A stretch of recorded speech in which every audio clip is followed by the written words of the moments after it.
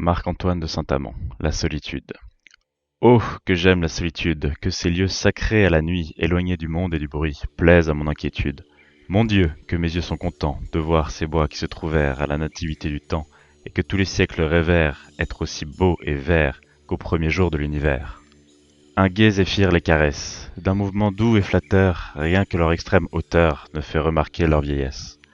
Jadis, Pan et ses demi-dieux y vinrent chercher du refuge, quand Jupiter ouvrit les cieux, pour nous envoyer le déluge, et, se sauvant sur leurs rameaux, à peine virent-ils les eaux.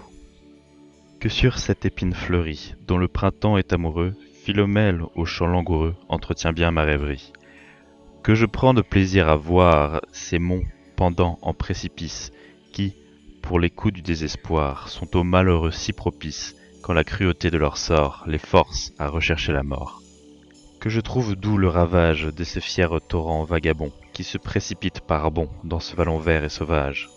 Puis, glissant sous les arbrisseaux, ainsi que des serpents sur l'herbe, se changent en plaisants ruisseaux, où quelque naïade superbe règne comme en son lit natal, dessus un trône de cristal.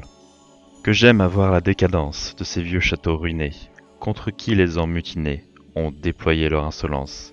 Les sorciers y font leur sabbat, les démons follets s'y retirent, qui d'un malicieux ébat trompent nos sens et nous martyrs. Là se nichent en mille trous les couleuvres et les hiboux. L'orfraie, avec ses cris funèbres, mortel augure des destins, fait rire et danser les lutins dans ces lieux remplis de ténèbres. Sous un chevron de bois maudit, il branle le squelette horrible d'un pauvre amant qui se pendit pour une bergère insensible, qui, d'un seul regard de pitié, ne daigna voir son amitié. Aussi le ciel, juge équitable, qui maintient les lois en vigueur, prononça contre sa rigueur une sentence épouvantable. Autour de ces vieux ossements, son ombre, aux peines condamnée, lamente en longs gémissements sa malheureuse destinée, ayant, pour croître son effroi, toujours son crime devant soi.